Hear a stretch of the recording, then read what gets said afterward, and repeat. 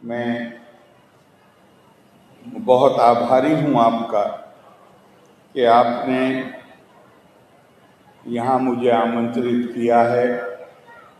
आज शरद नवरात्रि का पहला दिवस है। बहुत ही पावन दिन ये हैं। मैं इस मौके पर आप सबको बहुत बहुत बहुत आपका अभिनंदन करता हूँ और दिल की गहराइयों से आपको शुभकामनाएं देता हूँ।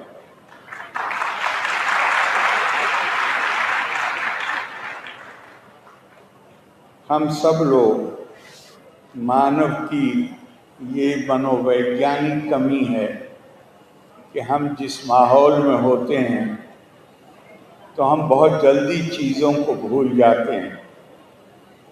हमारे देश में त्योहार, परंपरा, कथा, इस सब के आयोजन का जो उद्देश्य है वो ये है कि हमें हमारी परंपरा में जो आदर्श हैं, जो अच्छा जीवन जीने के लिए, सभ्य जीवन जीने के लिए, मानवीय जीवन जीने के जो मूल्य हैं, ऐसे आयोजनों से उनको बार बार याद कराया जा सके। हम सब दुनिया में हर व्यक्ति उसकी महत्वाकांक्षा होती है, वो आगे बढ़ना चाहता है, लेकिन संस्कृति हमें ये बताती है कि आगे बढ़ने के लिए भी जो रास्ता तय करना है वो मर्यादा के अनुसार होना चाहिए। मर्यादा को तोड़कर अगर कोई कामयाबी, सफलता प्राप्त भी कर ले तो वो यश का कारण नहीं बनती है, बल्कि उससे अपयश होता है। इसलिए हम हमारी ये सारे आयोजन हैं। और आज का दिन तो जब नवरात्रि के मौके पर आप राम कथा सुनने जा रहे हैं, तो ये ध्यान रखिएगा कि ये कथा केवल मनोरंजन के लिए नहीं, ये कथा है हमें याद दिलाने के लिए कि हमारे आज से नहीं, हजारों साल से हमारे नैतिक आदर्श क्या रहे हैं, मूल्य क्या रहे हैं, और हमें इसकी आवश्यकता है कि हम एक आदर्श चरित्र के बारे में बार बार सुने, अपने बच्चों को सुनाएं, ताकि वो भी उनके जीवन में भी वहाँ से मार्गदर्शन मिल सके। महर्षि वाल्मीकि की कथा में, रामायण में आरंभ में ही वो एक सवाल करते हैं, चरित्रा येना चाको युक्ता सर्वभूतेषु को हिता। दुनिया में चरित्र की सभी संपूर्ण विशेषताओं से युक्त व्यक्ति कौन है? ऐसा व्यक्ति कौन है जो सभी प्राणियों के कल्याण के लिए पूरी तरह समर्पित है? अब अकेली ये एक लाइन आपको बता सकती है कि किस चरित्र की खोज कर रहे थे महर्षि वाल्मीकि और किस चरित्र के बारे में उन्होंने ये रामायण लिखी है, और इसमें आपको क्या सुनने को मिलता है और क्या पढ़ने को मिलता है। ऐसा चरित्र जो संपूर्ण विशेषताओं से संपन्न हो और जो सभी प्राणियों के कल्याण के लिए समर्पित हो। भारत की परंपरा में एक और जगह कहा गया है, सक्ता कर्मणि अविद्वांसा यथा कुर्वन्ति भारता। कुर्यात विद्वान तथा सक्ता चिकीर्षु लोका संग्रहम। ये भगवान कृष्ण अर्जुन से कहते हैं कि अर्जुन, इस दुनिया में जिंदा रहने के लिए, अपना जीवन यापन करने के लिए हर किसी को मेहनत की जरूरत होती है, खून पसीना एक करना पड़ता है। लेकिन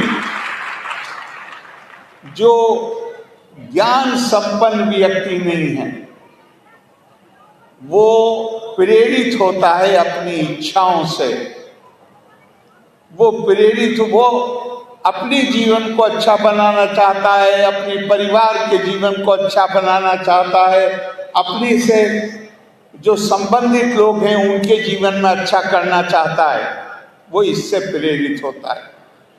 लेकिन जिसके पास ज्ञान की संपत्ति होती है, वो भी उतनी ही मेहनत, क्या उससे ज्यादा मेहनत करता है, मगर उसकी प्रेरणा क्या होती है? चिकीर्षु लोका संग्रहम, मेरे काम से मानव मात्र का कल्याण किस तरह हो, उस तरह मुझे काम करना है। तो आप ऐसी कथा सुनने के लिए इकट्ठे हुए हैं।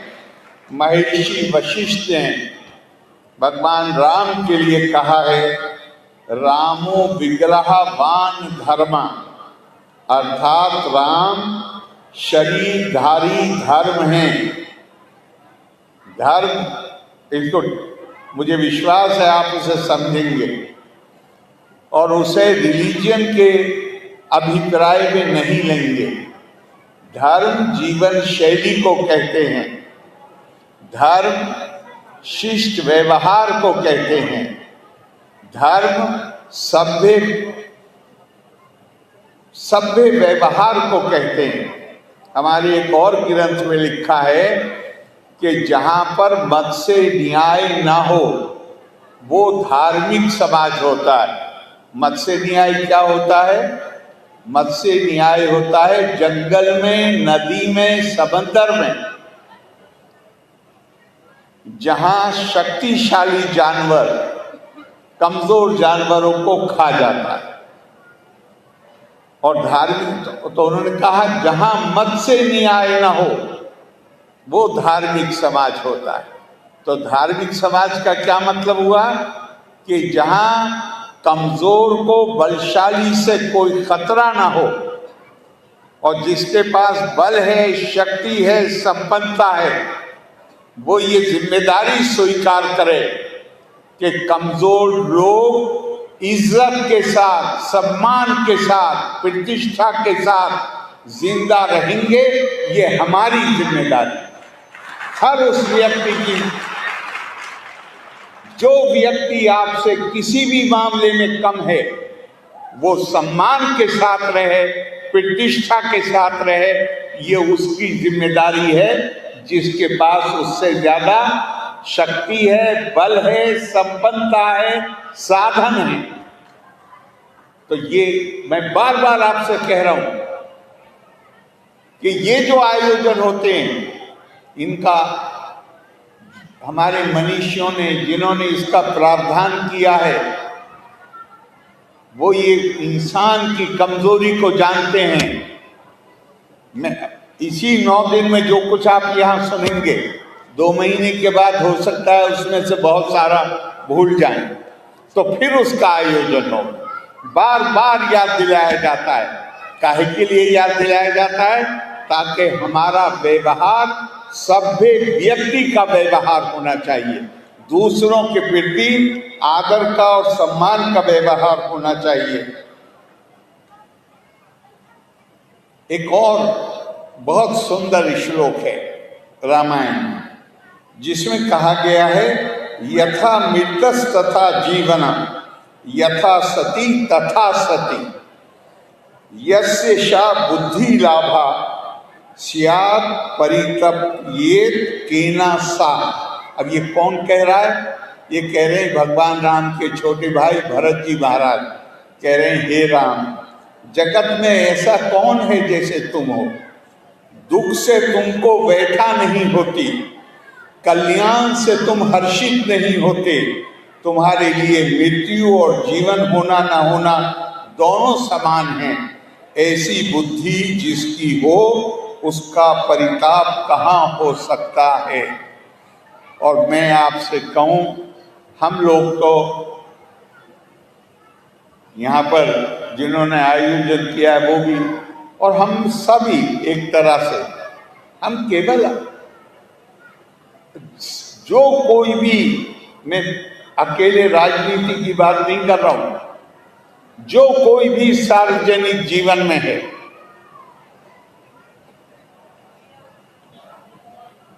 उसको तो ये जरूर ही सुनना चाहिए और पढ़ना चाहिए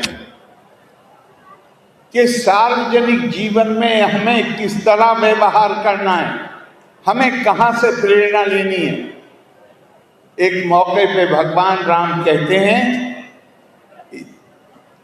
स्नेहम दयाम चा सौख्यम चा यदीवा जानकी मपी आराधनाए लोकस्य मुंचतो नास्ति मैं व्यथा।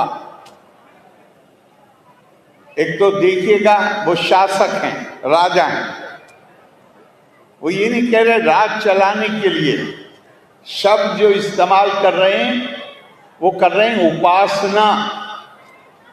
कह रहे हैं कि स्नेहम, जिनसे मैं प्यार करता हूं, दयाम, वो लोग जिनका मेरे ऊपर ये अधिकार है कि मेरे मन में उनके लिए दया का, करुणा का भाव होना चाहिए। चा सौख्यम, और वो जो मुझे मेरे जीवन में आनंद लाते हैं, मेरे जीवन में सुख लाते हैं। चा यदीवा जानकी मपी, और चाहे मुझे प्राणों से प्यारी जानकी भी अगर हो। आराधनाए लोकस्य, यहाँ वो सेवा का शब्द प्रयोग नहीं करते, शासन का शब्द प्रयोग नहीं करते। कहते हैं जिन लोगों, ये जो लोग हैं, जनता जो है, उनकी आराधना करने में अगर इनमें से कोई भी बाधा उत्पन्न करेगा तो मुझे उसे छोड़ने में जरा सी भी व्यथा नहीं होगी, कष्ट नहीं होगा। मतलब मैं प्यारी से प्यारी चीज को छोड़ दूंगा, काहे के लिए? जिससे मैं अपना धर्म निभा सकूं। मेरा धर्म क्या है? मेरी जनता की सेवा। और उसके लिए शब्द का प्रयोग करते हैं, आराधनाए लोकस्य। मैं जब भी मौका मिलता है, खास तौर से उन लोगों के बीच में जो पब्लिक लाइफ में, सार्वजनिक जीवन में, मैं ये हमेशा याद दिलाता हूं कि हमारी पहली प्राथमिकता वो लोग हैं जिनके कल्याण की, जिनकी सेवा की हमने जिम्मेदारी ली। और ऐसे अच्छे मौके पर जहां आप सब इतने लोग बैठे हैं, मेरे जैसा आदमी तो केवल प्रार्थना कर सकता है कि आशीर्वाद दीजिए कि हम भी, जो भी सब हम लोग हैं, हम भी इस रास्ते पे चलने की कम से कम कोशिश तो कर सकें। एक और मुझे याद आता है कि जब अगले दिन सुबह को वन के लिए प्रस्थान करने वाले थे, तो छोटे भाई लक्ष्मण जी रात में बहुत उन्हें गुस्सा आ गया, और गुस्से में उन्होंने पिता के लिए वो सब कुछ कहा जो पुत्र को कभी कहना नहीं चाहिए। भगवान राम आराम से सुनते रहे, और जब उन्होंने खूब गुस्सा निकाल लिया तो उन्होंने कहा, दहो मिति या बुद्धिर विद्या सा फिर कीर्तता ना हम देहश्चिदात्मेत बुद्धि विद्येते धन्य। लक्ष्मण, तुम्हारा क्रोध इसलिए है कि कहीं अंतर मन में तुम्हें लगता है कि राजसी ठाट बाट छोड़कर अब हमें 14 वर्ष जंगल में बिताने होंगे। अब हमें महल का खाना नहीं मिलेगा, अब हमें जंगल के कंद मूल पर निर्भर रहना पड़ेगा। अब हमारे पास रथ नहीं होगा, हमें बिना जूतों के पैरों पर चलना होगा जिसमें कांटे भी चुभेंगे। हमारे सर पे छत नहीं होगी, हमें बहुत से कष्टों का सामना करना पड़ेगा। लेकिन लक्ष्मण ये जान लो कि ये जितने भी कष्ट हैं या आनंद है, सुख है, ये सब शरीर के को भोगने होते हैं। तुम जरा गौर करो, तुम क्या ये शरीर हो? तुम शरीर नहीं हो, ये शरीर तो नश्वर है, तुम तो आत्मा हो। और आत्मा वो है जो ना वो पैदा होती है, ना उसे मारा जा सकता है। तो कितना क्या अपने भाई को क्या शिक्षा दी है कि ये अगर एक बार ये ज्ञान आ जाए, और भारत के महर्षियों ने अपनी जीवन लगा दिए यही ढूंढने में, मैं कौन हूं, क्या मैं ये हाड़ मांस का शरीर जो है वो हूं मैं, जो ये नष्ट होता हुआ शरीर है ये हूं मैं, या मैं इससे अलग कुछ हूं? और हमारे सारे ग्रंथ इसी से भरे पड़े हैं जो हमें ये बताते हैं कि हमारा जो वास्तविक स्वरूप है वो ये शरीर नहीं। हमारा वास्तविक स्वरूप आत्मा है। परमात्मा आत्मा के रूप में हम सब के अंदर निवास करता है। क्या तुलसीदास जी ने कहा है कि हर किसी में राम बसते हैं। मुझे वो लाइन याद नहीं आ रही, तो हर किसी में राम क्यों बसते हैं? कि वही हमारा वास्तविक स्वरूप है। अपने उस वास्तविक स्वरूप के प्रकटीकरण करने के लिए हमें वो आसान नहीं होता उसका प्रकटीकरण। जिस दिन वो ज्ञान हमें आ जाएगा तो कहा गया, यज ज्ञात्वा न पुनः मोहम एवं यास्यसि पांडवा येना भूतानि अशेषेण आत्मनि दिरक्ष्यसि आत्मनि अथोमयि। जिस दिन भगवान कृष्ण अर्जुन से कह रहे हैं, अर्जुन जिस दिन तुम ये ज्ञान प्राप्त कर लोगे कि तुम ये शरीर नहीं तुम आत्मा हो, उस दिन तुम्हें हर व्यक्ति ये ना भूतानी अशेषेना, हर जीव तुम्हें अपना विस्तार नजर आएगा और तुम्हारे दिमाग में ये बात आ जाएगी कि ये भी उसी प्रभु का एक रूप है जो मैं हूं। और फिर तुम एक आत्मता का जो बंधन है उसको तुम महसूस कर सकोगे, उसको तुम उसका बोध कर सकोगे, और फिर तुम्हारा दृष्टिकोण ही बदल जाएगा। तुम्हें हर व्यक्ति अपना विस्तार नजर आने लगेगा। मुझे पक्का विश्वास है कि इस आयोजन के माध्यम से 9 दिन में महाराज जी आपको ये सब बातें बताएंगे जो हमारे ऊपर अच्छा असर छोड़ेंगी। मैं तो वो इसके ज्ञाता हैं, विद्वान हैं। मैं तो एक विद्यार्थी के नाते मेरी जो भावनाएं हैं मैंने आपसे वो साझा की हैं। आप सबको एक बार फिर मेरी बहुत बहुत शुभकामनाएं। लोका समस्ता सुखिनो भवन्तु। धन्यवाद। जय हिंद।